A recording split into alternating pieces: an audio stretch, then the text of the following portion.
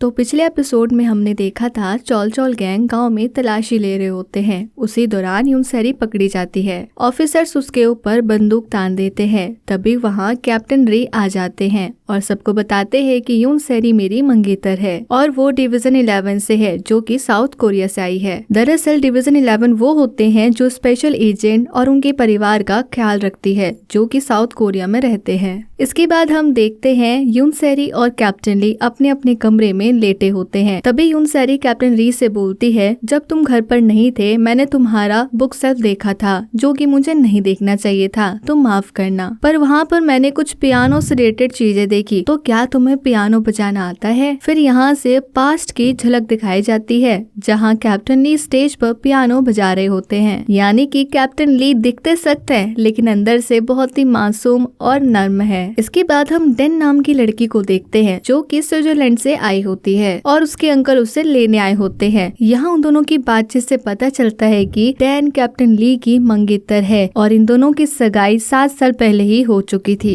लेकिन कैप्टन ली अपने भाई के कातिल तक पहुँचने के जुनून में सब भूल चुके होते हैं। डेन अपने अंकल से बोलती है, मैं कल कैप्टन ली से मिलने जाऊंगी और आपने जो उन्हें कार दी थी वो भी मैं लेकर के आ जाऊंगी। इसी बीच सियोन जोन, वही लड़का जो यूनसेरी के छोटे भाई से भाग रहा होता है और देश छोड़ने का प्लान कर रहा था, तो वो नॉर्थ कोरिया आ चुका होता है। वहीं चौल चौल गैंग एक सीक्रेट जगह जाता है, जहां वो चियोनसू नाम के आदमी से मिलता है। वो चौल चौल गैंग के लिए काम करता है। उनका काम होता है मिलिट्री विलेज के लोगों की बातें सुनना। वो गाँव के चारों ओर माइक्स लगा देते हैं, जिससे वो सबकी बातें ध्यान से सुन पाते हैं। यानी वहाँ के लोग घर में भी सुरक्षित नहीं है। कहते हैं ना, दीवारों के भी कान होते हैं। चौल चौल गैंग चियोनसू को बताते हैं कि री म्योक ह्योक कैप्टन री के बड़े भाई थे और वो यहाँ अपने भाई के कातिल की तलाश में आया है, तो तुम पता लगाओ कि वो क्या प्लान कर रहा है। साथ ही कैप्टन री के घर में एक लड़की है जो बहुत ही अजीब है। कैप्टन री के हिसाब से वो डिवीजन 11 से है, पर मुझे दाल में कुछ काला नजर आ रहा है, तो तुम कैप्टन ली के घर पर नजर बनाए रखो। और ये कहकर वो वहाँ से चला जाता है। यहाँ से सीन पास्ट में जाता है, जहाँ कैप्टन री के भाई का एक्सीडेंट होता है, जिसके पीछे चियोनसू और चौल चौल गैंग का हाथ होता है। यानी कि कैप्टन री के भाई को इन दोनों ने ही मिलकर मारा था। इसलिए चौल चौल गैंग नहीं चाहता था कि कैप्टन री इस मुद्दे में ज्यादा घुसे। इसके बाद कैप्टन री अपने कंपनी 5 के मेंबर्स के साथ प्लान करते हैं कि यूनसेरी को आज रात यहाँ से निकालना है, वो भी समंदर के जरिए। वहीं चियोनसू भी अपने काम पर लग जाता है और कैप्टन री के घर के बाहर माइक लगवा देता है। अब वो घर में हो रही हर एक बात सुनने लग जाता है। उधर कैप्टन री भी अपनी तलाशी जारी रखते हैं और नोकीले ट्रक के बारे में जानकारी लेने लगते हैं। फिर हम देखते हैं चौल चौल गैंग कुसुम जून के घर उससे मिलने जाता है और बताता है कि मैं मिलिट्री के कपड़े में एक बिजनेसमैन हूँ, जो यहाँ गैर कानूनी तरीके से आए हुए लोगों की मदद करता है और उनका ध्यान रखता है। उधर यूनसेरी का परिवार फिर से एक साथ बैठा होता है। तभी छोटी भाभी जी पापा से कहती है, सैरी चॉइस को बेच देना चाहिए, जिससे हमारी कंपनी को आर्थिक सपोर्ट मिलेगा। और वैसे भी यूनसेरी अब इस दुनिया में नहीं रही, तो कंपनी का क्या ही मतलब है। ये सुनकर पापा कुछ नहीं बोलते हैं, बस वो किसी सोच में डूबे नजर आते हैं। इसके बाद हम देखते हैं कैप्टन री के घर से एक बच्चा कुछ चुरा कर भाग रहा होता है, तो कंपनी 5 की टीम और यूनसेरी उस बच्चे के पीछे भागती है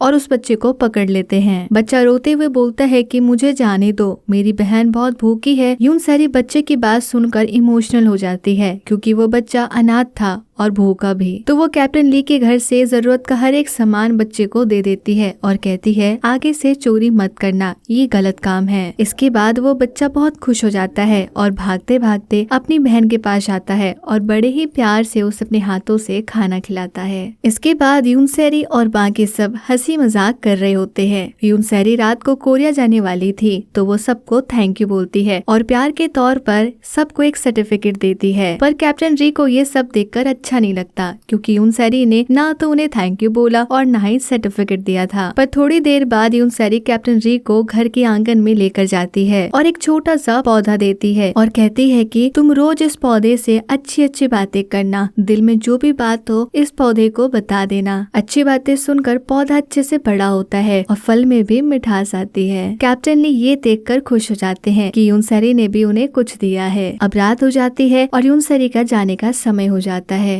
हम देखते हैं कि कंपनी 5 के मेंबर्स एक साथ बैठे होते हैं। वो यूनसेरी के बारे में बातें कर रहे होते हैं। वो कहते हैं कि फाइनली इतनी मुसीबत झेलने के बाद यूनसेरी अपने घर पहुंच जाएगी, लेकिन हम उससे बहुत मिस करेंगे। यूनसेरी और उन लोगों की अच्छी दोस्ती हो गई थी, जिस वजह से वो यूनसेरी को मिस करने लगे थे। वहाँ कैप्टन री यूनसेरी को लेकर शिप पर पहुंच जाते हैं। कैप्टन री यूनसेरी के साथ ही जाते हैं। वो कहते हैं कि मैं तुम्हें तुम्हारे घर तक सुरक्षित छोड़कर आऊंगा। शिप थोड़ी दूर चलती ही है कि कुछ ऑफिसर वहां आ जाते हैं और कैप्टन री के शिप को रोक देते हैं। तो कैप्टन री यूनसेरी के साथ छुप जाते हैं। इसके बाद ऑफिसर्स शिप की तलाशी लेने लगते हैं। वो देखते हैं कि यूनसेरी और कैप्टन री बेहद ही नजदीक होते हैं और एक दूसरे के होंठों का स्वाद ले रहे होते हैं। इसके बाद सीन थोड़ा सा पास्ट में जाता है, जहाँ पर यूनसेरी ने कैप्टन ली को वो पौधा दिया था। कैप्टन री उस पौधे के साथ प्यार से बातचीत कर रहे होते हैं और अपनी दिल की बातें शेयर कर रहे होते हैं और यहीं पे इस एपिसोड का दी एंड हो जाता है। तो ये था क्रैश लैंडिंग ऑन यू का एपिसोड 3 का एक्सप्लेनेशन। तो कैप्टन री और यूनसेरी की नजदीकियां क्या क्या गुल खिलाती है, ये जानने के लिए हमारा अगला एपिसोड भी देखें। धन्यवाद।